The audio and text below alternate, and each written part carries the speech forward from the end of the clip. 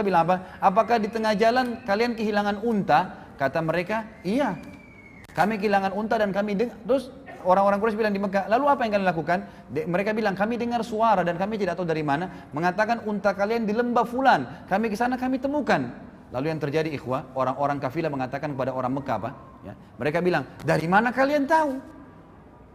Kalau zaman sekarang orang bisa ngirim di WhatsApp, bisa di SMS, bisa di ngirim foto. Ini kalau zaman dulu nggak mungkin, kecuali orang lihat, gitu kan? Nggak mungkin.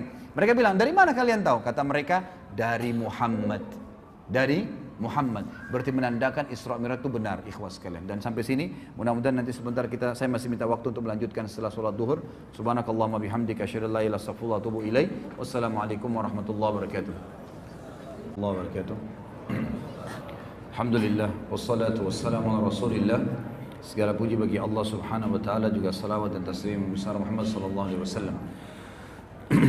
Melanjutkan bahasan Abu Bakar radhiyallahu anhu, dan kita masuk ke subjudul yang lain, masalah peran Abu Bakar di malam hijrah Nabi sallallahu alaihi wasallam.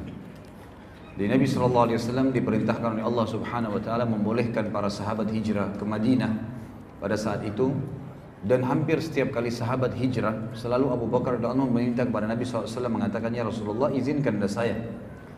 Tapi setiap kali izin, pasti Nabi SAW mengatakan, sabarlah wahai Abu Bakar, mungkin Allah akan siapkan teman untukmu.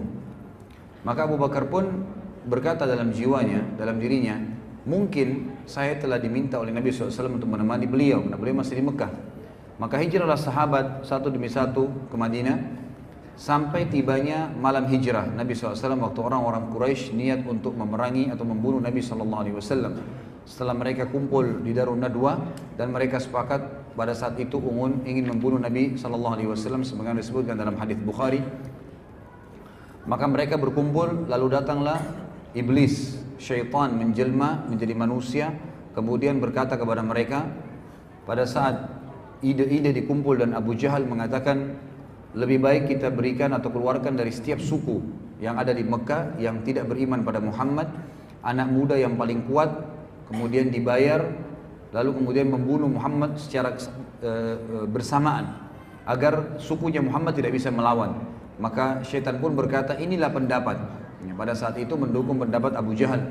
Lalu kemudian terjadilah upaya mereka untuk membunuh Nabi SAW malam itu, sebagaimana sudah kita tahu kisahnya. Lalu Nabi SAW pada saat itu menyuruh Ali radhiyallahu anhu untuk menggantikan beliau di ranjangnya, dan beliau di awal malam itu keluar, kemudian sambil membaca surah Yasin, a'udzubillahi minasyaitonir rajim, wa ja'alna min baini aydihim saddan wa min khalfihim saddan faghshaynahum fahum la yubsirun. Kami jadikan di hadapan dan di belakang mereka pembatas sehingga mereka tidak bisa melihat. Ya, maka Allah Subhanahu wa taala membuat seluruh musuh-musuh Allah itu tertidur. Lalu Abu Bakar ke rumah, lalu Nabi SAW ke rumah Abu Bakar, dan Aisyah menceritakan dalam hadis Bukhari bahwasanya Nabi SAW datang di waktu di rumah kami yang tidak biasa beliau datang, maksudnya di awal malam tadi. Kemudian berkata kepada Abu Bakar, wahai Abu Bakar, keluarkanlah semua orang yang ada di sini. Waktu itu kebetulan kata Aisyah, aku sedang berada di situ bersama dengan Asma, dua-dua ya saudara perempuan nih, tapi lain ibu, sebagaimana sudah saya jelaskan tadi di awal. Kemudian Abu Bakar mengatakan, ya Rasulullah, mereka anak-anak saya, tidak ada masalah. Lalu kata Nabi SAW, hai Abu Bakar, terimalah berita gembira, aku telah diizinkan oleh Tuhanku untuk berhijrah. Maka Abu Bakar pun spontan langsung berkata, ya Rasulullah, apakah boleh saya menemani anda? Maka kata Nabi SAW, iya, Allah telah memilihmu untuk menemaniku. Dan kata para ulama, ini adalah pengkhususan Abu Bakar radhiyallahu anhu. Pada saat itu Allah bisa menyiapkan banyak orang yang mendampingi Nabi SAW.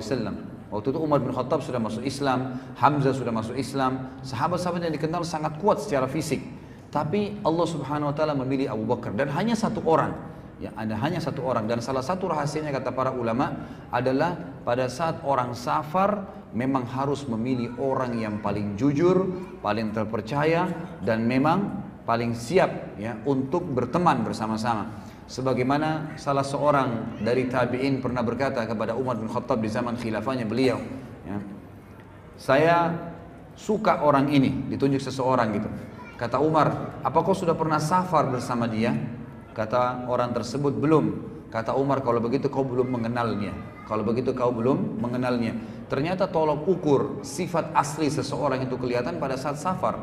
Ya, safar itu nanti dibutuhkan pengorbanan harta, pengorbanan waktu, mengalah dari teman, mungkin ada hal-hal yang berbahaya, maka dia berkorban untuk teman-temannya. Itu semua ada hal-hal yang berhubungan dengan safar dan tidak gampang. Biasanya ada orang pada saat hadir, lawan daripada safar ya, itu mereka baik-baik saja, tapi pada saat safar kelihatan sering emosional, tidak mau membayar makanan, kadang-kadang ada yang nginap di penginapan tidak mau bayar penginapan, maunya terus nebeng sama temannya dan segala hal, tidak mau tahu kalau ada bahaya, dia melakukan masalah-masalah sehingga temannya pun terjerat dan banyak hal-hal yang terjadi. Maka di sini Allah Subhanahu wa taala memilih di antara semua sahabat, walaupun ada yang kuat secara fisik, Abu Bakar sebagai pendamping Nabi Muhammad sallallahu alaihi wasallam. Kita lihat kira-kira apa yang Abu Bakar lakukan sehingga ya Nabi sallallahu alaihi wasallam dipilihkan oleh Allah sebagai pendampingnya adalah dia atau Abu Bakar itu sendiri. Dikatakan oleh Aisyah, maka aku melihat ayahku Abu Bakar menangis ya karena senangnya pada saat itu, karena gembirahnya dia yang disuruh dinemani Nabi SAW, yang belum pernah, kata Aisyah, aku melihat seseorang menangis karena senang seperti itu. Lalu Abu Bakar pun mengatakan, ya Rasulullah, aku sudah siapkan di belakang rumah ini 2 ekor unta dengan persiapannya, maka silakanlah tunggangin salah satunya dan saya akan jalan bersama anda. Lalu Abu Bakar mengatur strategi yang sangat luar biasa. Dia menyuruh Asma ya pada saat itu dan Abdullah anaknya untuk jalan ya, untuk dan Abdurrahman pada saat itu ya, untuk jalan dan mencari informasi tentang orang-orang Quraisy. Lalu Nabi SAW menyuruh agar hijrah ya, yang tadinya ke Madinah itu tadinya ke arah utara Jazirah Arab, sekarang ke arah selatan, jadi lawannya ya, jadi Madinah itu berada di utara Jazirah Arab, tapi Nabi SAW tidak ke arah sana karena tahu kalau Quraisy akan mengejar. Maka beliau ke Gar Thur, Gua Sur yang berada menuju ke arah selatan atau ke arah Yaman, ya ke arah kita di Indonesia sebenarnya, ke bawah. Lalu mereka pun tinggal di Gar Thur. Lalu Abu Bakar pun menyuruh Amir bin Fuhairah, salah satu budak yang dibebaskan oleh beliau yang masuk Islam juga, menggembalakan domba, menyuruh mengikuti unta Nabi SAW dengan Abu Bakar agar bekas-bekas kaki untanya diinjak oleh gembalaan Abu Bakar dan tidak kelihatan oleh Quraisy. Ringkas cerita yang kita ingin sampaikan adalah peran Abu Bakar. Pada saat Nabi SAW tiba di Gua Thur, dalam hadis sahih riwayat Bukhari dijelaskan, maka Nabi SAW dilarang oleh Abu Bakar untuk masuk. Mohon maaf, ini disebutkan dalam athar yang sahih, tidak disebutkan dalam sahih Bukhari, tapi disebutkan dalam buku-buku athar yang sahih. Ya, semua buku-buku hadis menyebutkannya sebagai athar. Athar ini dinukil dari para sahabat, gitu kan? Kalau hadis seperti dari Nabi SAW. Maka disebutkan dalam athar yang sahih bahwasanya Abu Bakar radhiyallahu anhu, sebagaimana dinukil oleh Abu Al-Qasim Al-Baghawi dalam kitab beliau melalui Ibnu Abi Mulaika, bahwasanya Nabi SAW pada saat berangkat ke Gua Hira bersama Abu Bakar, kemudian Abu Bakar ya sering kali berjalan di depan Nabi SAW. Kadang-kadang beliau gelisah pindah ke belakang Nabi SAW. Kadang-kadang beliau gelisah ke sebelah kanan Nabi SAW. Kadang-kadang beliau gelisah ke sebelah kiri Nabi SAW. Terus begitu. Lalu Nabi SAW dengan tenang tetap membaca Al-Quran di atas untahnya. Kemudian Nabi SAW melihat gerak-gerik Abu Bakar yang sangat banyak, maka berkatalah Nabi SAW, ada apa wahai Abu Bakar? Kata Abu Bakar, ya Rasulullah, kalau saya sedang berada di depan anda, tiba-tiba saya khawatir kalau ada musuh menyerang anda dari belakang, maka saya ke belakang anda. Kemudian kalau saya sedang di belakang anda, saya khawatir nanti musuh ada di belakang, di sebelah kanan anda, maka saya ke sebelah kanan anda. Pada saat saya sebelah kanan, saya khawatir musuh datang ke sebelah kiri anda, maka saya sebelah kiri anda. Maka kata Nabi SAW, tenanglah wahai Abu Bakar, sesungguhnya Allah bersama kita. Tapi pelajaran besar bagaimana Abu Bakar memang luar biasa. Bukan hanya sekedar mendampingi atau bersafar bersama Nabi SAW, tapi siap berkorban dan tidak ingin sedikit pun menimpa Nabi SAW pada saat itu. Dan riwayat yang lain menjelaskan bahwasanya pada saat Nabi SAW dan Abu Bakar tiba di Gar Thur, sebuah lubang, gitu kan. Kemudian Abu Bakar berkata, ya Rasulullah, jangan masuk dulu, jangan masuk dulu. Lalu Nabi SAW, lalu Abu Bakar masuk duluan. Kemudian Abu Bakar menutupi lubang-lubang yang ada di situ dengan bebatuan dan juga dengan kain-kain yang dia bawa, gitu kan. Tinggal tersisa 2 buah lubang yang tidak bisa lagi ditutup sama dia. Biasanya lubang-lubang di gua ini ada ular atau kalajengking, gitu kan.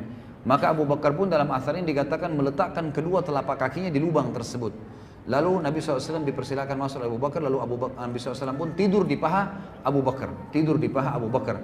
Pada saat sementara Nabi SAW tidur di paha Abu Bakar, maka kaki Abu Bakar disengat oleh binatang tadi, tapi tidak disebutkan kalajengking atau ular. Dan Abu Bakar kesakitan, tapi beliau tidak menggerakkan sedikit pun pahanya karena tidak mau Nabi SAW terbangun dari tidurnya alaihi salatu wassalam. Lalu Abu Bakar pun karena tidak tahan lagi menangis dan tetesan air matanya jatuh ke wajah Nabi SAW, maka Nabi pun terbangun. Lalu Nabi SAW mengatakan, ada apa wahai Abu Bakar? Abu Bakar berkata, ya Rasulullah, kakiku disengat oleh binatang buas. Maka kata Nabi SAW, angkatlah. Lalu beliau meludahinya dan akhirnya sembuhlah kaki Abu Bakar radhiyallahu anhu. Dan ini sebuah kejadian yang luar biasa dari pada saat safar Nabi SAW bersama Abu Bakar. Kemudian kita pindah, ya, kisah demi kisah, poin demi poin ini, dalam arti kata yang terlibatnya Abu Bakar di situ. Keteladanan agung dari kejadian perang Badar, dan ini sudah saya jelaskan tadi sedikit mukaddimahnya, disebutkan dalam Tarikh Khulafa. Ya, Tarikh Khulafa ini sebuah buku yang masyhur berbicara tentang khalifah-khalifah Islam. Didukil sebuah athar bahwasanya Ibnu Sirin berkata, Abdurrahman ibn Abi Bakar yang saya bilang tadi belum sempat masuk Islam di Mekah, lalu sempat ikut dengan pasukan Quraisy di Badar. Kemudian dia berkata waktu masuk Islam kepada ayahnya, sungguh aku melihatmu mengincarku, tapi aku selalu menghindarimu. Aku tidak mau membunuhmu. Abu Bakar berkata, adapun aku, jika engkau mengincarku, maka aku akan menghadapimu dan aku akan membunuhmu. Ya, dalam hadis ini disebutkan bagaimana peran Abu Bakar radhiyallahu anhu memberikan pelajaran kepada kita semua, bahwasanya kalau dalam peperangan maka tidak ada urusannya lagi dengan masalah anak. Juga di perang Badar sempat dapat pujian, ya, dari Nabi SAW bahwasanya Jibril dan Mikail, dua malaikat ini mendampingi Abu Bakar dan Ali, dua sahabat Nabi radhiyallahu anhuma. Sebagaimana disebutkan di dalam riwayat Imam Ahmad dan Hakim, dan dia berkata inilah hadis yang sanadnya sahih. Dan juga Az-Zahabi mengisyaratkan hadis ini hadis sahih sesuai dengan syarat Imam Muslim, di mana Abu Shalih Al-Hanafi dari Ali radhiyallahu anhu dia berkata, dikatakan kepada Ali dan Abu Bakar di perang Badar oleh Nabi SAW, ma'a ahadikuma Jibrilu wa ma'al akharu Mikail wa Israfil malakun azim yashhadul kital au qala yashhadus saf. Jibril bersama salah seorang dari kalian berdua, sedangkan Mikail bersama yang lainnya. Israfil adalah malaikat yang sangat besar, dia ikut menyaksikan peperangan, atau Nabi SAW bersabda hadir dalam barisan bersama pasukan mujahidin. Dan ini menunjukkan bahwasanya dua sahabat ini punya kedudukan mulia karena didampingi oleh dua malaikat yang merupakan pimpinan malaikat dan wakilnya. Jibril adalah pimpinan para malaikat dan Mikail adalah wakilnya, dan ini termasuk malaikat yang tidak akan binasa sebagaimana disepakati jumhur ulama sampai hari kiamat nanti. Yang masuk dalam firman Allah Subhanahu wa taala, a'udzubillahi minasyaitonir rajim. فَإِذَا نُفِخَ فِي الصُّورِ فَصَعِقَ مَنْ فِي السَّمَاوَاتِ وَالْأَرْضِ إِلَّا مَنْ شَاءَ اللَّهُ. Al-ayah. Kalau seandainya ditiup sangkakala yang pertama, maka semua yang di langit dan di bumi akan sa'iq. Sa'iq itu akan mati kecuali yang Allah inginkan. Kata para ulama tafsir yang diinginkan adalah Jibril, Mikail, Israfil. Ini malaikat-malaikat yang tidak akan kena sangkakala tersebut, tidak mati. Begitu pula bidadari dan bidadari di surga, dan juga penjaga dari surga dan neraka dari malaikat, Malik dan juga Ridwan. Kemudian juga disebutkan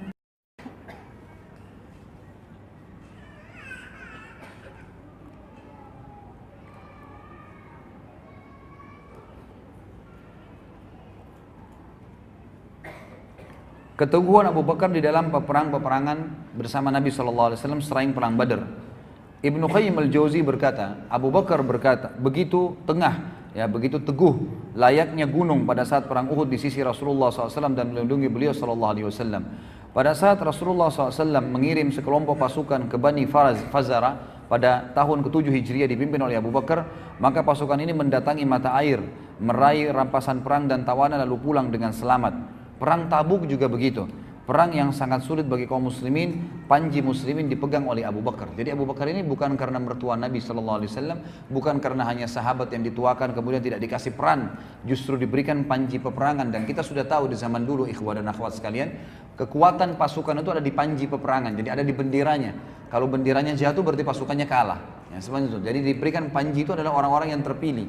Dan kita lihat di sini di peperangan-peperangan diberikan panji kepada Abu Bakar, ya, disebutkan oleh Ibnu Qayyim dan juga tadi di beberapa peperangan, baik di Uhud, ya, di perang di tahun 7 Hijriah, di tahun 7 Hijriah di perang Bani Fazara dan juga di perang Tabuk.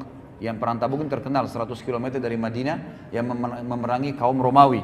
Kemudian perang Hunain juga, di mana kaum muslimin pada saat itu sempat terpecah belah dan orang yang paling pertama berkumpul di sisi Nabi SAW pada saat Nabi mengatakan, Ana nabiyyu la kadhib, ana ibnu Abdul Muttalib. Ya, saya adalah Nabi yang benar, tidak perlu kalian ragu, dan saya adalah anaknya Abdul Muttalib.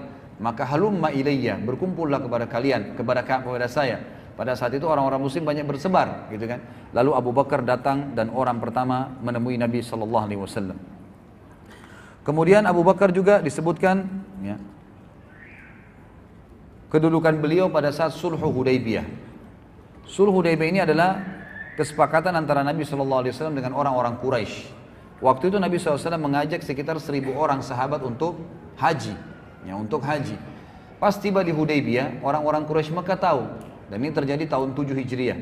Pada saat itu mereka tahu bahwasanya Nabi SAW akan haji, maka ditahanlah di Hudaybiyah, tidak boleh muslimin masuk.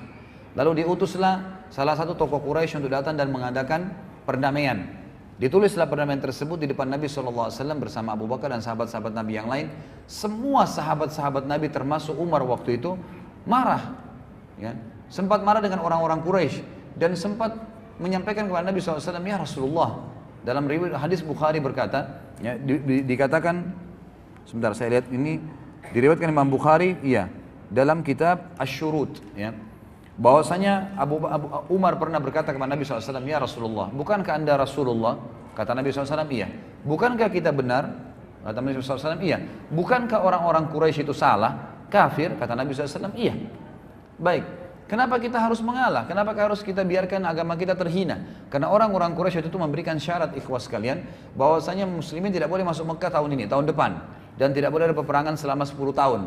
Mereka harus pulang dalam kondisi sudah berihram pulang, dan itu penghinaan, gitu kan? Maka Umar berkata, ya Rasulullah, kenapa kita harus diam? Perangi aja mereka. Kata Nabi SAW, saya benar utusan Allah dan saya tidak bisa melanggar apa yang telah Allah perintahkan.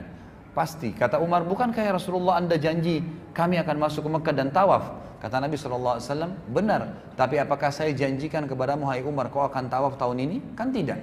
Tapi pasti Umar, setelah tahun ini kau akan masuk tawaf di situ, gitu kan? Lalu Abu Umar pun masih merasa kesel, maksudnya, ya Rasulullah, ayo deh kita perang gitu. Dan para sahabat-sahabat pun pada saat itu juga berharap begitu. Jumlahnya 1.000 banyak, walaupun tidak bawa senjata gitu. Lalu dia datang kepada Abu Bakar. Abu Bakar waktu itu tidak hadir pembicaraan antara Umar dengan Nabi SAW. Abu Bakar pun lalu datangi oleh Umar. Umar berkata, hai Abu Bakar, bukankah Rasulullah, bukankah ini Muhammad benar utusan Allah? Kata Abu Bakar, iya. Bukankah kita dalam keadaan benar? Abu Bakar mengatakan iya. Jadi di sini ulama mengatakan, lihatlah persamaan pendapat Nabi SAW dengan Abu Bakar tanpa Abu Bakar lihat. Abu Bakar ucapin, ini betul-betul karena kejujurannya dan sidiknya terhadap wahyu Allah. Maka berkata Umar, bukankah ya mereka dalam keadaan sesat dan kafir? Kata Abu Bakar, iya. Baik, kenapa kita tinggal diam? Kenapa kita nggak perangin mereka? Gitu kan? Lalu kata Abu Bakar mengatakan, dia adalah utusan Allah dan dia tidak mungkin melanggar perintah Tuhannya. Jadi subhanallah, apa yang Nabi ucapkan Abu Bakar ucapin, padahal Abu Bakar tidak tahu Nabi ucapin itu, gitu kan? Di kemah yang berbeda. Lalu kata Umar, baik, bukankah Muhammad SAW, Nabi Muhammad telah menjanjikan kepada kita akan tawaf?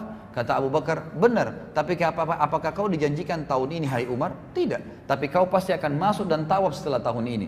Subhanallah, kata Umar, aku tidak menemukan seseorang yang sama dengan Nabi SAW seperti Abu Bakar, gitu kan? Lalu setelah itu, ternyata tahun depan ada pengkhianatan terjadi oleh orang-orang Quraisy dan akhirnya Nabi SAW menyuruh tahun 10 Hijriah itu untuk pembebasan kota Mekah, dan akhirnya Umar pun masuk ke Mekah tawaf bersama para sahabat. Dan Umar berkata, saya baru menyadari bahwasanya memang pendapat Allah dan Rasulnya jauh lebih benar, dan saya merasa bersalah dengan perbuatan tersebut. Tapi di sini pelajaran bagaimana kesamaan pendapat Abu Bakar dengan Nabi Sallallahu Alaihi Wasallam. Kemudian kita masuk isyarat-isyarat Nabi SAW tentang khilafahnya Abu Bakar setelahnya. Jadi tidak dipilih orang lain, cuma Abu Bakar saja.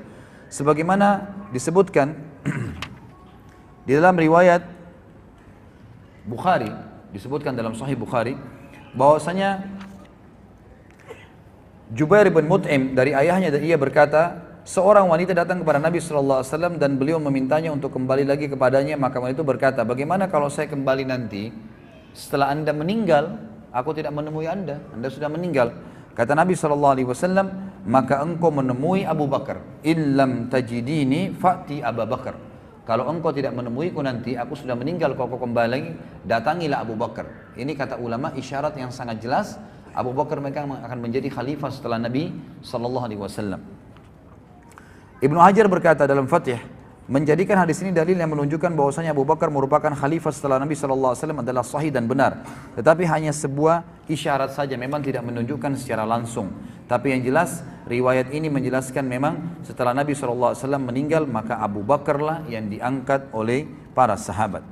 Kemudian juga, waktu Nabi SAW akan meninggal dunia, dalam riwayat yang sahih, riwayat ini disebutkan oleh Imam Bukhari dan juga Imam Muslim, bahwasanya Nabi SAW sempat pingsan dan berkata kepada Aisyah, wahai Aisyah, perintahkanlah Abu Bakar agar menjadi imam sholat. Maka Aisyah mengatakan, ya Rasulullah, Abu Bakar orang yang suka, yang lembut dan suka menangis, maka carilah orang lain, coba perintahkan Umar saja. Lalu Nabi SAW pingsan. Kemudian Aisyah mendatangi Hafsah lalu berkata, wahai Hafsah, katakanlah kepada Nabi SAW, kalau Abu Bakar itu orang yang suka nangis, suruh ayahmu saja Umar bin Khattab yang lebih jelas suaranya, gitu kan? Suruh dia jadi imam. Maka waktu Nabi SAW sadar, Hafsah pun, ya Nabi SAW mengatakan, wahai Aisyah, sudah jalan kan belum berita saya? Hafsah mengatakan, ya Rasulullah, sama perkataan Aisyah, Abu Bakar orang yang suka menangis, baka, lembut hatinya.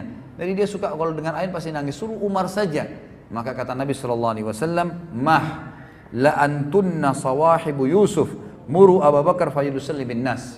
Sungguh salah pendapat kalian, ya. Mah itu seperti menghardik, ya. Sungguh kalian wanita sama dengan teman-temannya Yusuf. Maksudnya orang-orang wanita yang pernah memuji-muji Yusuf, pikirannya hanya ke situ saja, sekitar itu, ragu dalam menegakkan kebenaran atau meyakini kebenaran. Perintahkan Abu Bakar yang akan menjadi pengganti orang, menggantiku sholat.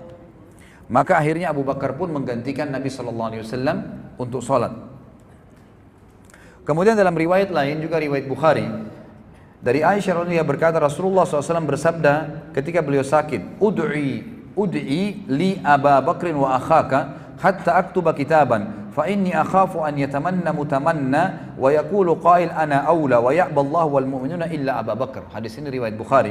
Terjemahannya, panggilkan ayahmu wahai Aisyah dan saudaramu Abdurrahman sehingga aku bisa menulis sebuah surat, karena aku khawatir ada orang yang berharap dan berkata aku lebih berhak untuk menggantikan Nabi Muhammad SAW, padahal Allah dan orang-orang beriman menolak, ya, kecuali Abu Bakar.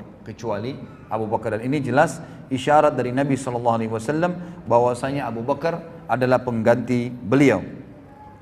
Kemudian kita masuk pada saat meninggalnya Nabi SAW. Bagaimana keteguhan Abu Bakar? Jadi pada saat Muslimun sudah berhasil menaklukkan Ummul Qura pada tahun 8 Hijriah, Mekah takluk di tangan kaum muslimin. Dan pada tahun 9, para delegasi orang-orang Arab mulai datang dan mengucapkan syahadat, gitu kan. Kemudian Nabi SAW sempat membentuk pasukan, ya, pasukan dipimpin oleh Usama bin Zaid, gitu kan. Dan di dalam pasukan itu ada Abu Bakar dan Umar. Kemudian Nabi SAW sempat berkata kepada Usama, wahai Usama, kalau kau izinkan, maka keluarkanlah Abu Bakar. Abu Bakar dikeluarkan dari pasukan lalu menemani Nabi SAW. Pasukan ini tujuannya untuk menyerang Romawi, ya, pada saat itu, dan pasukannya besar, sekitar berjumlah 7.000 orang, 7.000 dari mujahidin yang keluar pada saat itu. Maka pada saat Nabi SAW sempat sakit waktu itu, kemudian orang-orang, ya, khawatir dengan Nabi SAW, maka Abu Bakar pun dari pasukan tadi kembali menemani Nabi SAW, melihat keadaan Nabi SAW, dan pagi harinya Nabi sempat sehat dan Abu Bakar sempat jadi imam dan Nabi sempat keluar menjadi makmum di belakangnya. Kemudian Nabi SAW kembali istirahat dan sakit keras. Setelah itu Nabi SAW meninggal dunia. Ringkas cerita, Nabi SAW meninggal, ini ada sejarah sendiri Nabi meninggal dunia. Nabi SAW meninggal dunia. Lalu orang-orang semua bingung, guncang Madinah pada saat itu. Guncang Madinah. Sampai Umar bin Khattab pun menghenuskan pedangnya sambil berkata, tidak ada orang yang boleh mengatakan Muhammad telah mati. Kalaupun dia pergi, dia pingsan, maka Tuhannya akan mengembalikannya. Kalau ada yang mengucapkan, maka saya akan tebas lehernya. Maka orang-orang semua tambah takut.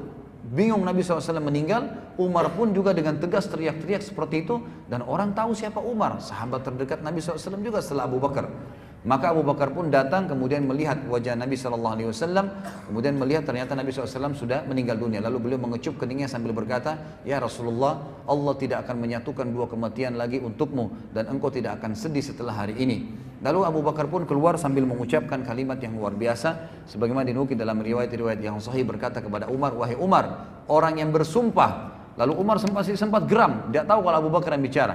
Umar mengatakan, "Aku pun tetap mengatakan, siapa yang mengatakan Muhammad mati, aku akan tebas lehernya." Maka Abu Bakar berkata, "Wahai Umar, ala rizkika, tenanglah, ya, berhenti." Maka Umar mengatakan, pada saat ada suara lebih tegas lagi di belakang saya pun balik, ternyata Abu Bakar, maka saya tenangkan diri saya. Lalu Abu Bakar mengatakan radhiyallahu anhu kalimat yang masyhur disebutkan dalam, ya, sebuah riwayat yang sahih dinukil oleh Imam Bukhari. Abu Bakar mengatakan, "Ala man kana ya'budu Muhammadan sallallahu alaihi wasallam fa inna Muhammadan qad mat wa man kana ya'budu Allah fa inna Allah hayyun la yamut wa qala innaka mayyitun wa innahum mayyitun wa qala wa ma Muhammadun illa rasulun qad khalat min qablihi ar-rusul afa in mata aw qutila qalabtum ala aqabikum wa man yanqalib ala aqibihi falan yadurra Allah syai'a wa sayajzil syakirin." Kata Abu Bakar, siapapun yang menyembah Muhammad SAW, maka ketahuilah Muhammad telah mati. Dan siapa yang menyembah Allah, Allah itu hidup dan tidak akan pernah mati. Serta Abu Bakar membaca firman Allah yang berbunyi, "Wahai Muhammad, kau pasti mati dan semua juga akan mati setelahmu." Serta firman Allah, "Muhammad tidaklah kecuali seorang rasul yang telah berlalu sebelumnya rasul-rasul Allah. Kalau dia mati atau terbunuh di medan perang, maka apakah kalian akan meninggalkan agama Allah? Siapa yang meninggalkan agamanya Allah, maka tidak akan membahayakan bagi Allah, dan Allah akan memberikan balasan bagi orang-orang yang bersyukur." Kata Umar, waktu ayat ini Abu Bakar baca, saya tiba-tiba tersungkur atau menungkurkan kaki saya ke tanah dan menangis dengan tidak bisa tertahan lagi karena menyadari benar Rasulullah SAW telah meninggal, dan seakan-akan ayat ini belum pernah saya dengarkan sebelumnya. Lalu beberapa sahabat juga menukil dalam riwayat-riwayat yang sahih, kami seakan-akan baru mendengarkan ayat tersebut setelah dibaca oleh Abu Bakar radhiyallahu anhu. Kemudian pada saat itu Abu Bakar, ya, dibaiat oleh orang-orang Madinah. Waktu itu sempat simpang siur nih, siapa yang akan dibaiat. Orang-orang Ansar sempat kumpul di Bani Thaqifah. Kemudian mereka mengatakan, "Ayo kita memimpin, ya, Sa'ad ibn Ubadah, pemimpin mereka, kita pilih jadi khalifah." Lalu Abu Bakar dan Umar segera menuju ke Bani Thaqifah bersama dengan Abu Ubaidah. Lalu keluarlah mereka bersama bertiga ke sana. Lalu kemudian berkata Umar, "Saya akan ceramah, saya akan bicara." Kata Abu Bakar, "Sebentar wahai Umar." Kata Abu Bakar, "Wahai kaum Ansar, kami adalah pemimpin orang-orang muhajirin karena Allah telah mendahulukan kami dalam firman-Nya, ya, was-sabiquna al-awwaluna minal muhajirin wal ansar." Muhajirun baru ansar, dan kalian orang-orang ansar adalah wakil-wakil kami. Jadi ada raja, ada wakilnya, gitu kan? Kalian wakil kami. Lalu berkata orang-orang ansar, ada sebagian mengatakan kami tidak setuju, kami ingin pemimpin dari kalian dan pemimpin dari kami.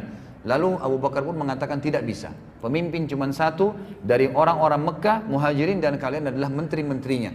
Lalu berkatalah Abu Bakar, saya menunjuk untuk kalian orang yang paling dipercaya oleh Nabi SAW, inilah Umar, ya, pilihlah Umar. Maka Umar pun memegang tangan Abu Bakar mengatakan, "Tidak, demi Allah kami tidak akan pernah, ya, terpilih satupun di antara kami sementara kamu ada wahai Abu Bakar. Maka saya wahai muslimin membaiat Abu Bakar, apakah kalian setuju?" Maka seluruh muslimin pun mengangkat tangannya dan mengatakan kami membaiat Abu Bakar. Dalam riwayat Bukhari yang lain dikatakan, ikhwas sekalian, bahwasanya, ya, Umar berkata, "Apakah ada di antara kalian yang berani mendahului Abu Bakar sementara Abu Bakar itu yang telah ditunjuk oleh Nabi SAW jadi imam kalian pada saat Nabi sakit, ya. Maka adakah yang berani maju? Ada yang berani maju? Silahkan maju, baiat dirinya." Maka mereka semua mengatakan orang Ansar, dan ini tanda keimanan mereka. Tentu di buku ini juga disebutkan fadilah Ansar, tapi saya tadi tidak sebutkan, ya, secara khusus. Mereka luar biasa dari sisi iman. Mereka mengatakan kami tidak mungkin mendahului Abu Bakar setelah Nabi SAW menyuruh jadi imam. Maka dibaiatlah Abu Bakar pada saat itu. Kemudian ada kejadian besar, ikhwas sekalian. Pada saat Abu Bakar menjadi khalifah, yang paling pertama beliau lakukan adalah, pada saat itu suku-suku Arab banyak yang murtad, meninggalkan agama Islam. Ada yang murtad, ada yang mengaku Nabi sendiri seperti, ya, orang-orang yang muncul Musailam al-Kadzab. Kemudian ada juga yang menolak membayar zakat, Muslim tapi tidak mau zakat lagi, zakat khusus untuk Nabi SAW. Waktu itu jadi keadaan Madinah sedih meninggalnya Nabi SAW, pasukan juga terbatas, bayangkan kalau semua suku-suku Arab banyak yang murtad gitu kan. Maka Abu Bakar pun mengatakan, pasukan Ushrah, pasukan yang telah dibentuk oleh Nabi SAW yang sudah keluar dari pinggir kota Madinah, di keluar kota Madinah, ingin menyerang Romawi gitu kan. Itu kata Abu Bakar, saya tetap akan mengirimnya. Kata Umar, ya Abu Bakar, Madinah sekarang akan diserang. Ya, ini bahaya, banyak orang yang murtad. Kenapa kita tidak tarik pasukan itu, bertahan dalam Madinah, mengirim dai-dai kepada mereka? Ini pendapat Umar. Apa kata Abu Bakar? Wahai Umar, saya tahu dulu kamu di zaman jahiliyah adalah orang yang sombong dan sangat kekar. Kenapa kamu jadi pengecut setelah masuk Islam? Gitu kan? Bukankah agama ini sudah sempurna? Bukankah Rasulullah SAW telah membentuk pasukan Usama? Demi Allah saya tidak akan melepas ya tali yang telah disampul oleh Nabi SAW, disimpul oleh Nabi SAW. Maka saya tetap akan utus pasukan tersebut dan tetap akan menyerang apa yang telah Nabi SAW suruh serang. Maka kata Umar, saya tidak melihat kecuali Allah telah membuka dada Abu Bakar. Maka pasukan pun tersebut keluar. Lalu apa yang terjadi ikhwas sekalian? Seluruh suku-suku Arab yang dilewati oleh pasukan Usama bin Zaid ketakutan gitu kan, dan mereka berkata, pasukan sebanyak ini 7.000 orang tidak akan keluar dari Madinah, dari sarangnya, kecuali di dalam sarangnya pasti lebih banyak pasukannya, padahal sebenarnya lagi lemah Madinah. Maka akhirnya Jazirah Arab menjadi tenang. Makanya para ulama mengatakan Abu Bakar telah mengembalikan Islam di Jazirah Arab, dan selama Islam berjaya sampai hari kiamat Jazirah Arab, maka Abu Bakar panen pahalanya karena tetap mengirim pasukan Ushrah, pasukan yang telah dibentuk oleh Nabi Sallallahu Alaihi Wasallam. Kemudian kita lihat pada saat Abu Bakar jadi khalifah, ikhwas sekalian, apa khutbahnya, apa yang disampaikan, dan mana khalifah-khalifah kita sekarang, yang mana presiden-presiden kita yang berkata seperti ini, ya, perkataan yang luar biasa. Sekali lagi Abu Bakar tidak punya ijazah ikhwah, khusus masalah ekonomi, masalah politik, tidak ada sama sekali. Yang ada kitabullah wa sunnati Rasul Sallallahu Alaihi Wasallam, itu saja. Kitab yang dibaca cuma satu, Al-Quran, ini rujukannya dan mengikuti sunnah Nabi Sallallahu Alaihi Wasallam. Tidak ada yang lain, ini di atas segalanya. Kata dia waktu dia naik di mimbar dan dikhalifahkan, beliau mengatakan, sesungguhnya aku telah dipilih sebagai pemimpin kalian padahal aku bukan orang terbaik dari kalian. Jika aku berbuat baik, maka dukunglah aku. Jika sebaliknya, maka luruskanlah aku. Kalau ada yang salah, luruskan. Lalu beliau mengucapkan, ini yang jadi garis bawahi, ini sifat beliau, Siddiq. Beliau mengatakan, kejujuran adalah amanah. Kejujuran terutama dalam mempertahankan agama ini, membenarkan Allah dan Rasulnya, menerima kebenaran dan mempraktekannya adalah amanah, dan kebohongan lawannya adalah khianat. Orang yang lemah di antara kalian adalah kuat di sisiku, sehingga aku mengembalikan haknya kepadanya insya Allah. Orang yang kuat di antara kalian adalah lemah di sisiku, sehingga aku mengambil hak darinya insya Allah. Tidaklah suatu kaum meninggalkan jihad. Ini garis bawah ikhwah ya. Wasiat Abu Bakar pertama naik mimbar, tidaklah satu kaum muslimin meninggalkan jihad di jalan Allah, kecuali pasti Allah akan menimpakan kehinaan atas mereka. Ini yang pegang bukunya di halaman 164 ya. Kehinaan atas mereka, tidaklah perbuatan keji. Jadi di sini Abu Bakar menekankan ya, yang kita sayangkan sekarang memang jihad ini hilang dari kaum muslimin. Hilang betul, jadi nggak ada ya. Nanti betul-betul wilayahnya diserang baru bisa menyerang. Padahal jihad dalam Islam itu bisa terjadi dua keadaan. Kalau lagi diserang, ini fardu ain, atau memang mau ekspansi Islam.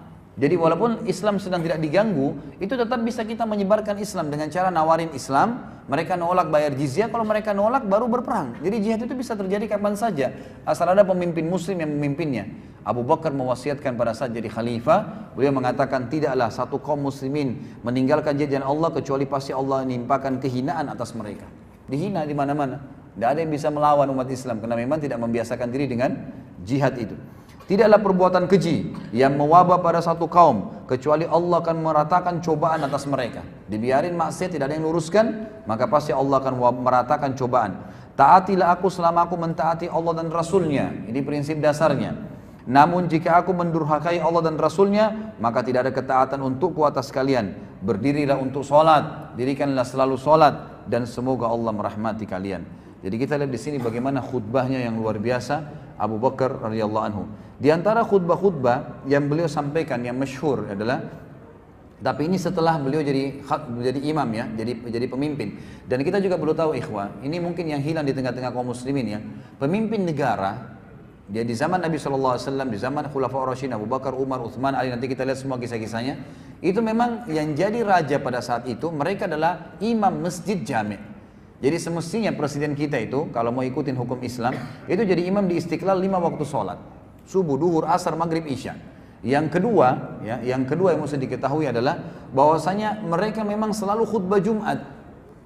Dan ini juga saya sekalian ingatkan masjid-masjid kita, sebenarnya tidak harus terlalu banyak khatib di masjid. Karena memang dalam Islam itu selama Abu Bakar jadi khalifah 2 tahun khatib Jumat, tidak pernah diganti. Ya, kecuali memang dalam peperangan lagi keluar, Nabi SAW tidak pernah digantikan khutbah Jumat. Umar juga begitu, Utsman juga begitu. Jadi mereka punya kewajiban, makanya mereka harus alim, faham hukum agama, mereka menyampaikan.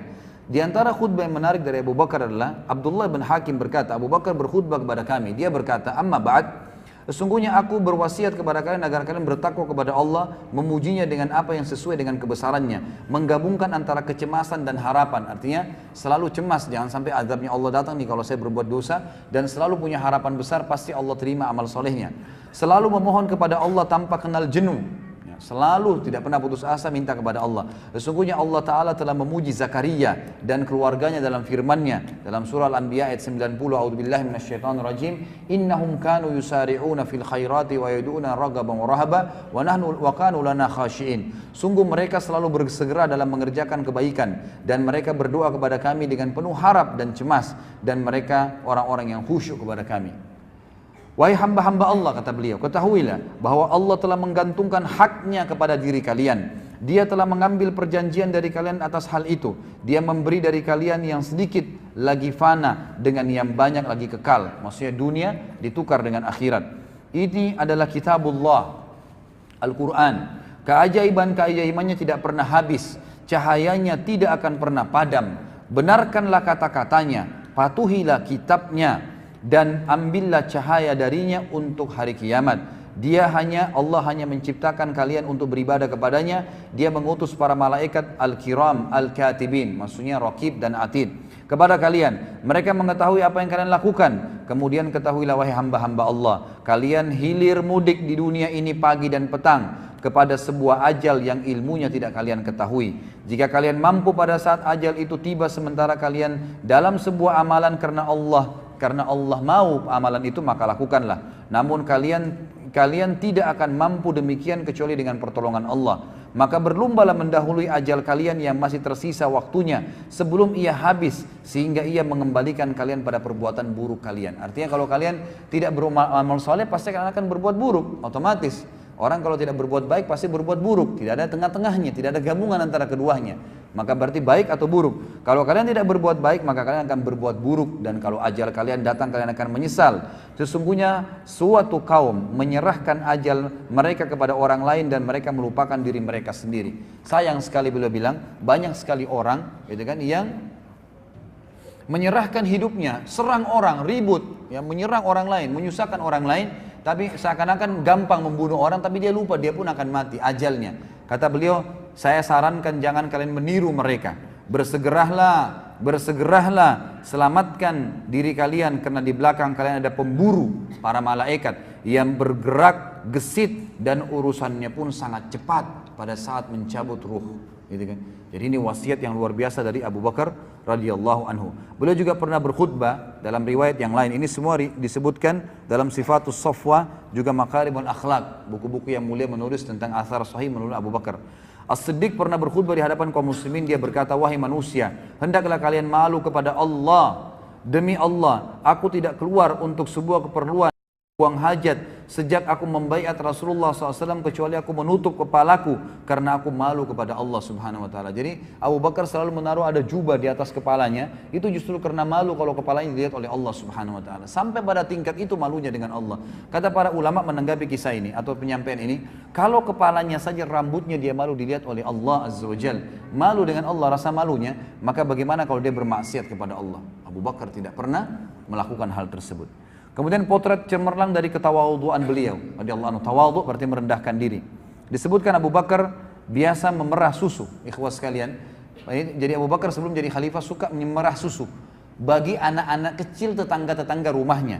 Dan ini disebutkan di dalam Usud Ghabah, dan Ibnu Katsir mengatakan ini adalah redaksi yang hasan, serta riwayat ini didukung juga dengan riwayat-riwayat yang lain yang sahih, ya. Disebutkan dalam banyak buku. Tetap di rumahnya saja. Tetangganya berkata, sungguh anak-anak kecil bilang, sudah nggak ada lagi yang perahkan kami susu. Lalu Abu Bakar mendekati mereka sambil berkata, pasti ada yang perahkan dan saya demi Allah tidak akan mengubah perilaku saya yang baik sebelum saya jadi khalifah, setelah saya jadi khalifah tetap saya akan lakukan. Maka Abu Bakar pun mendatangi anak kecil yang ngomong sambil berkata, kamu mau susu yang berbuih atau susu yang tidak berbuih? Maka anak itu kadang-kadang mengatakan pada satu hari mengatakan yang berbuih, hari besoknya dia mengatakan tidak berbuih, dan Abu Bakar terus memerahkan susu kepada mereka sampai beliau meninggal radhiyallahu anhu.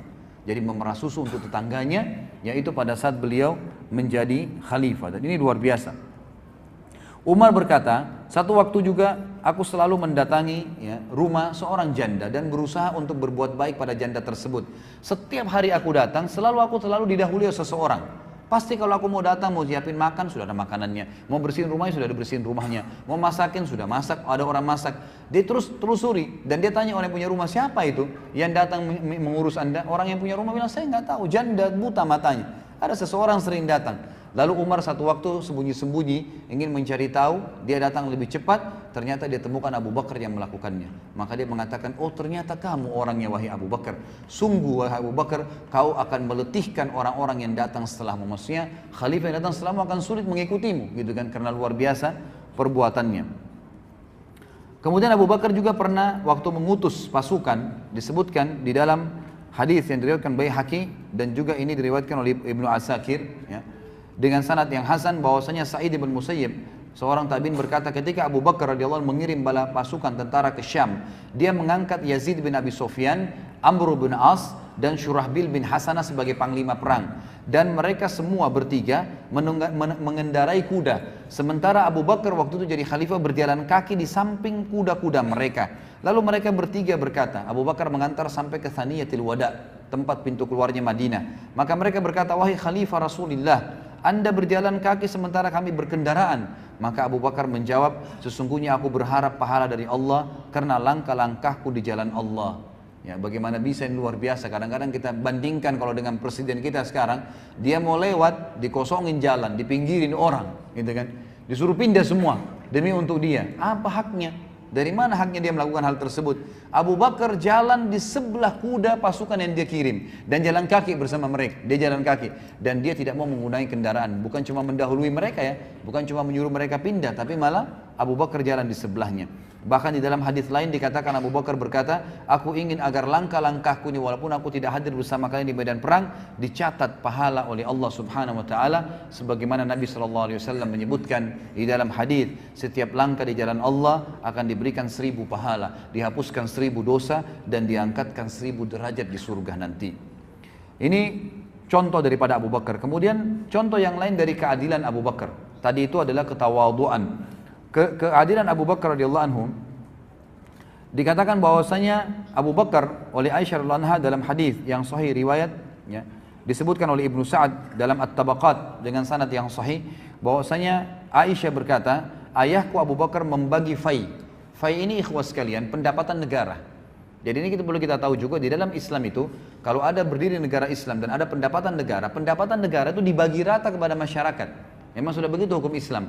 Jadi sebenarnya dalam Islam itu tidak ada pajak sebenarnya, gitu kan. Kita kan sekarang malah diambil pajak dan diambil dari pendapatan masyarakat lalu dibayarkan ke negara. Semestinya yang dilakukan dalam hukum Islam, kalau hukum Islam ya negara Islam, maka bukan pajak tetapi yang ada adalah fai, pendapatan negara dihitung oleh negara, dan paling banyak terjadi dari jihad memang, dari harta rampasan perang diberikan dan juga penjualan produk-produk dari ekonomi negara, kemudian dihitung, dikeluarkan kebutuhan negara pada saat itu, lalu sisanya dibagi rata kepada masyarakat.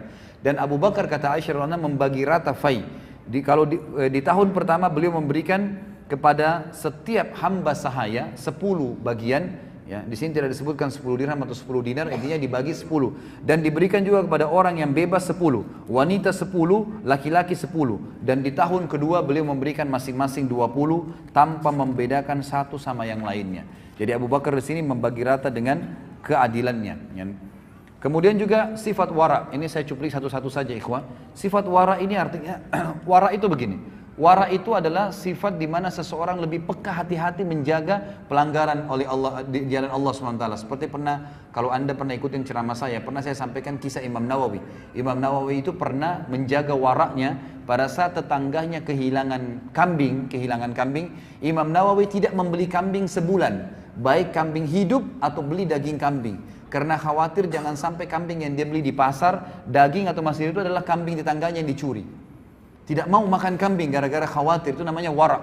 Hati-hati sekali, jangan sampai makan yang haram.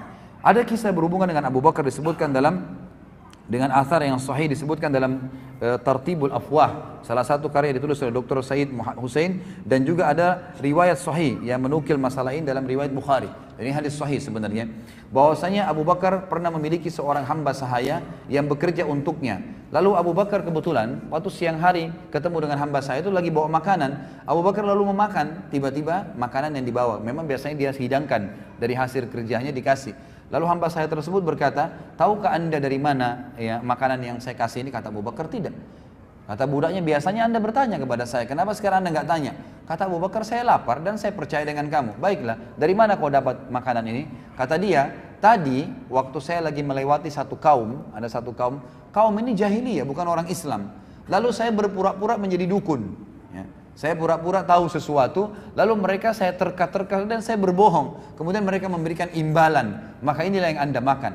Dalam hadis ini, dalam riwayat ini dikatakan Abu Bakar lalu mengorek mulutnya dan mengeluarkan makanan tersebut sampai tidak tersisa. Dalam riwayat lain dikatakan ada seseorang melihat Abu Bakar itu mengorek mulutnya dan tidak keluar. Orang itu mengatakan tidak bisa keluar kecuali anda masukkan di dalam mulutnya, gitu kan? Di dalam mulut anda air. Maka Abu Bakar meminum air lalu kemudian mengorek dan memaksanya keluar. Dan ini ulama memasukkan dalam sifat wara Abu Bakar radhiyallahu anhu yang luar biasa. Kemudian contoh kelembutan hati dan tangisan Abu Bakar radhiyallahu anhu. Kata Nabi, disebutkan dalam riwayat pada saat Nabi SAW meninggal, hadis ini sahih diriwayatkan oleh Imam Muslim. Abu Bakar berkata kepada Umar, ayo kita kunjungin Ummu Aiman. Ummu Aiman salah satu sahabat yang sangat tua dan Nabi SAW sering berkunjung ke rumahnya, gitu kan. Lalu Abu Bakar dan Umar pun mengunjungi Ummu Aiman. Lalu Ummu Aiman menangis tiba-tiba waktu lihat Abu Bakar dan Umar. Kata Abu Bakar dan Umar, kenapa anda menangis wahai Ummu Aiman? Bukankah dengan matinya Rasulullah SAW berarti Allah memilihkan yang terbaik untuk beliau?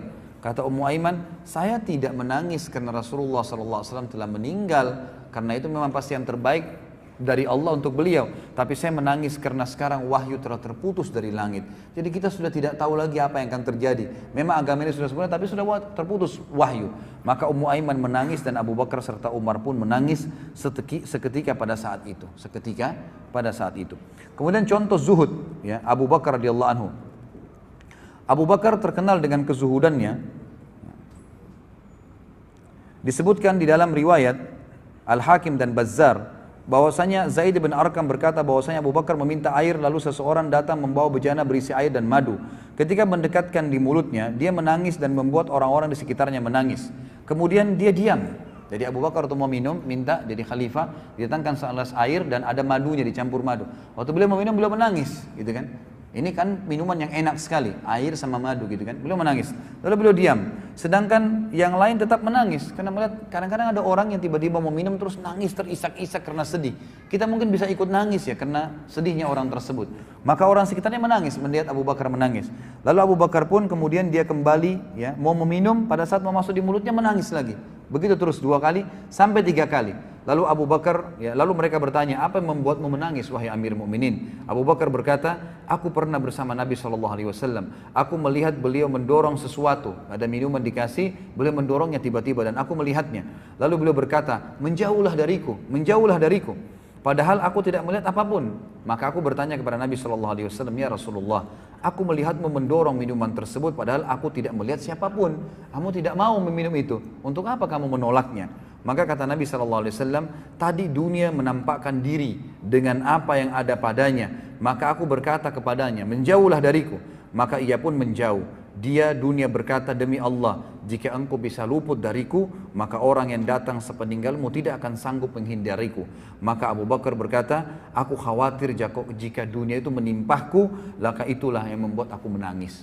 Jadi sampai menangis dengan khawatir jangan sampai dunia menjadi tempat ya beliau bergantung. Kemudian kita sudah tahu juga tadi pasukan Usama sudah saya jelaskan, ya ini juga ada disebutkan oleh penulis.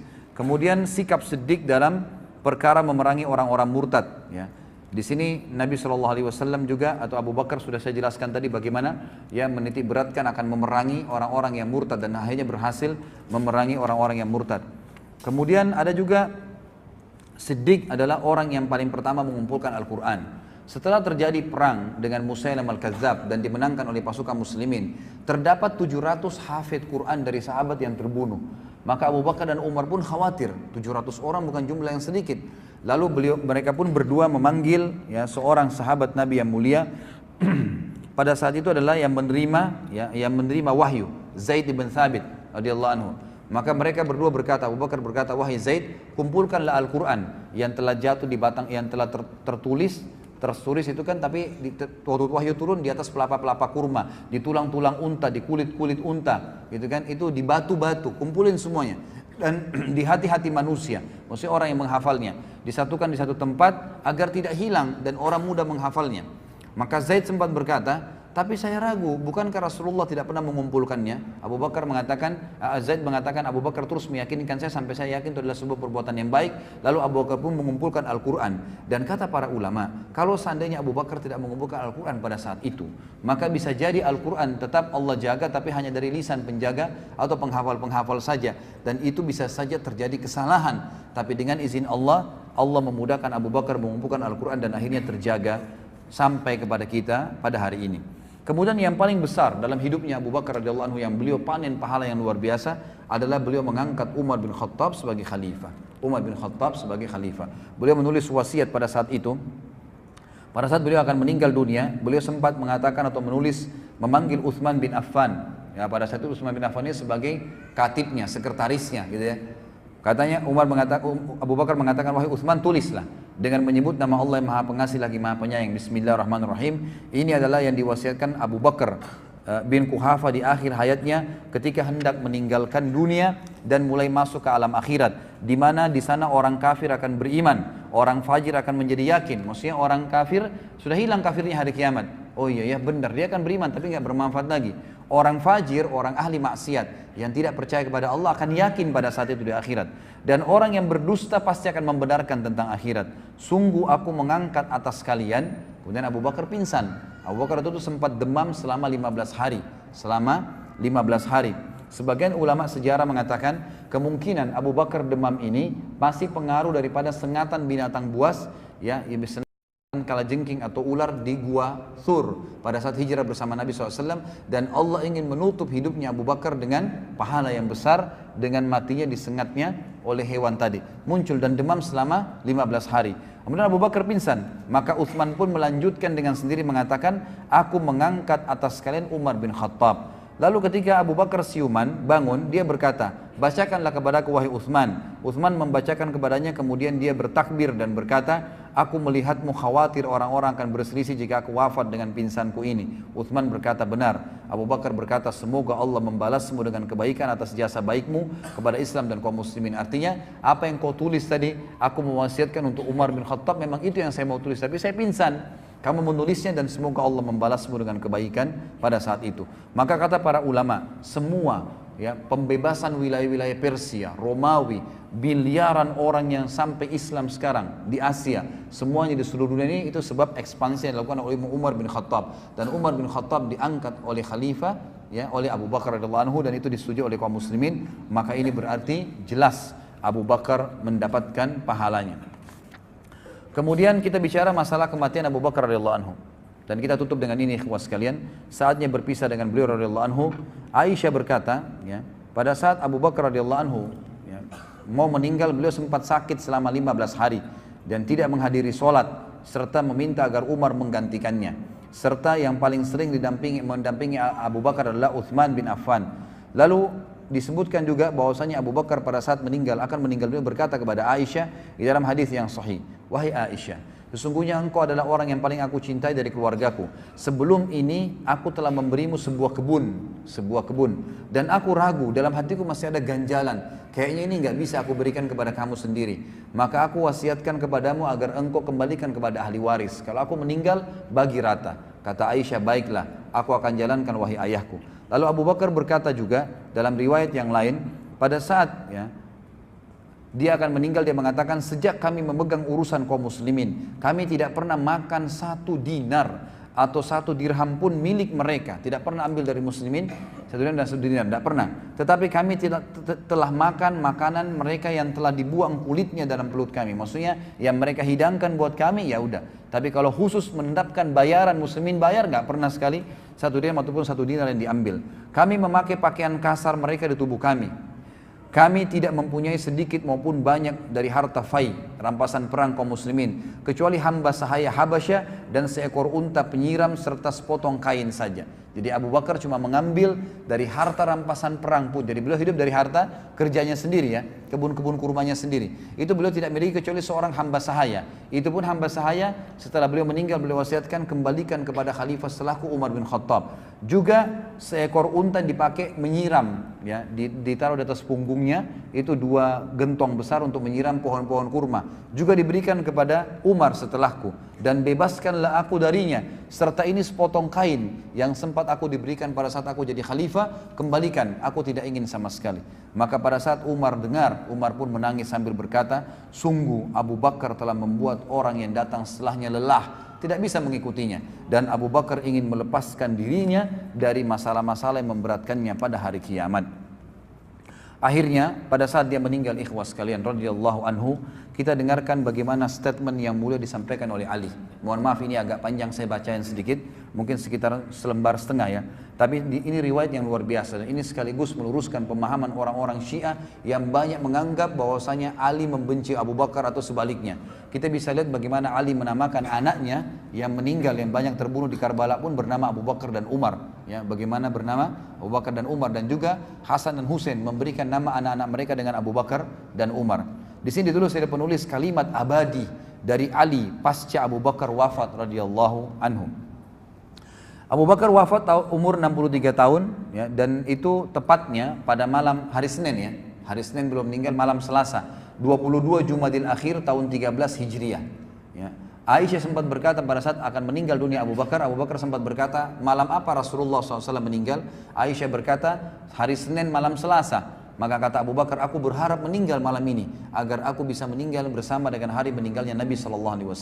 Maka Abu Bakar pun meninggal pada saat itu, dan sebelum meninggal dia juga sempat mengatakan, dengan apa kalian membungkus dan mengkafani Nabi SAW? Maka kata Aisyah, 3 helai kain suhulia dari Yaman, jadi kain putih dari negeri Yaman. Maka kata Abu Bakar, aku memiliki baju gamis ini, ada baju panjang beliau.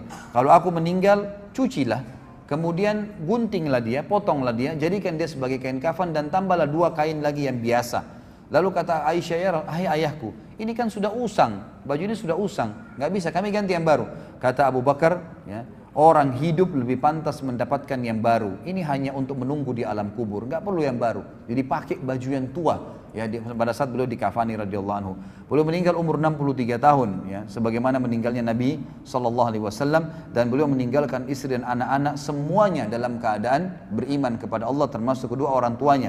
Dan beliau pada saat meninggal dimandikan oleh Asma binti Umais, istri beliau yang terakhir ya radhiyallahu anhum ajma'in. Dan ini juga diambil hukum bahwasanya bolehnya laki-laki dimandikan jenazahnya oleh istrinya, dan sebaliknya istri memandikan suaminya. Dan juga dalam hadis Bukhari dikatakan, kata Nabi SAW pada saat menjelang meninggal, wahai Aisyah, aku pusing kepalaku, sakit. Aisyah mengatakan, ya Rasulullah, aku juga sakit kepala. Kata Nabi SAW, tidak usah khawatir wahai Aisyah, kalau kau meninggal sebelum saya akan kafani kamu, saya akan mandikan kamu, dan saya akan kafani kamu. Kalau aku meninggal lebih dulu, kaulah yang memandikan dan mengkafani aku, sebagaimana disebutkan dalam hadis Bukhari.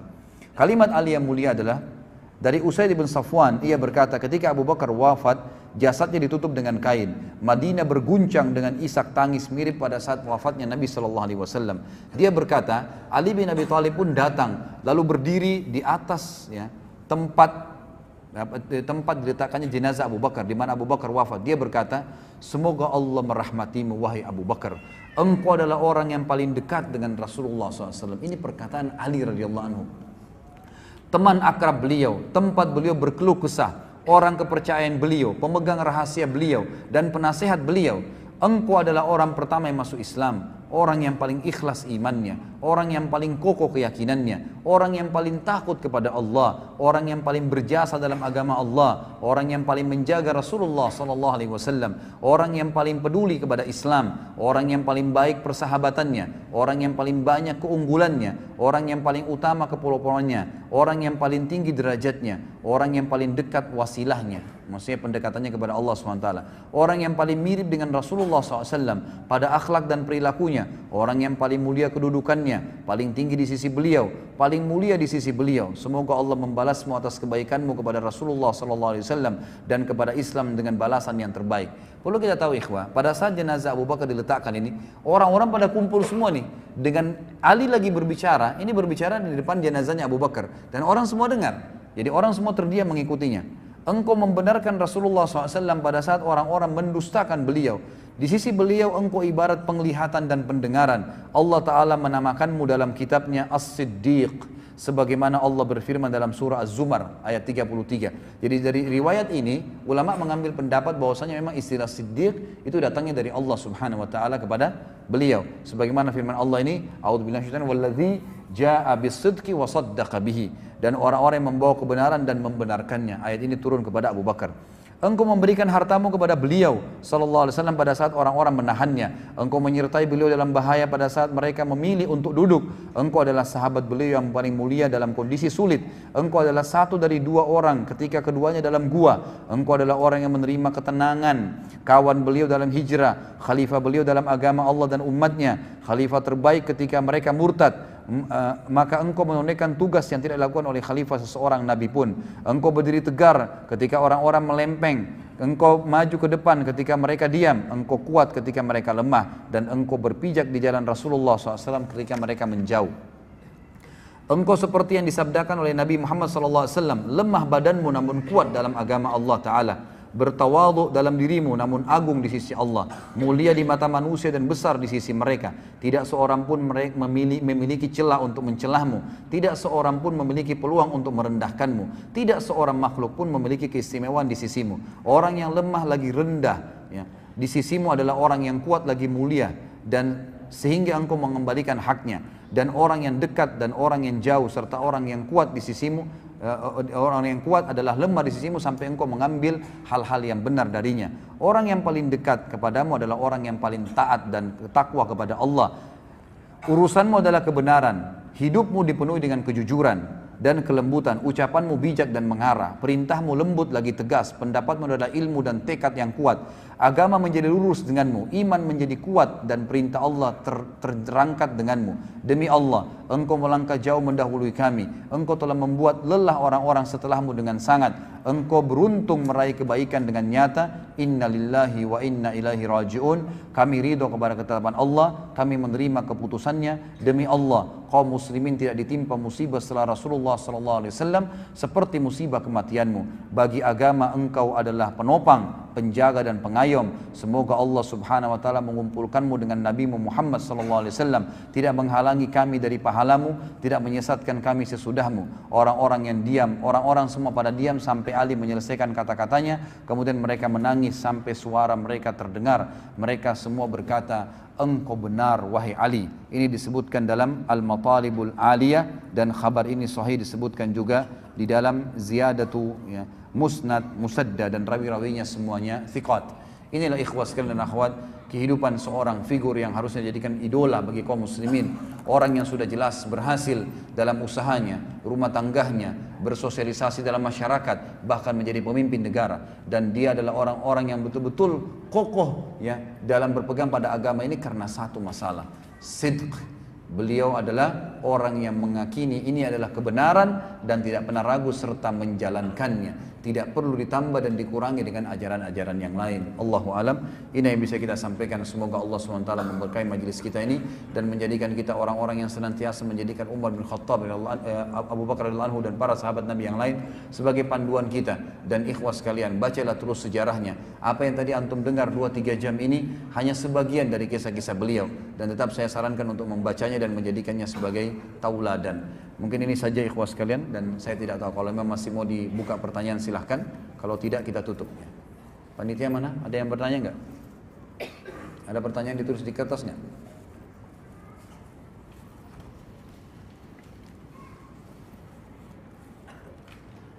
Sudah nggak ada?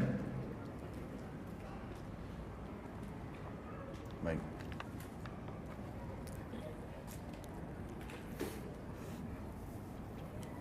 Assalamualaikum Pak Ustaz. Saya Rafa, anak kelas 2 di Bogor.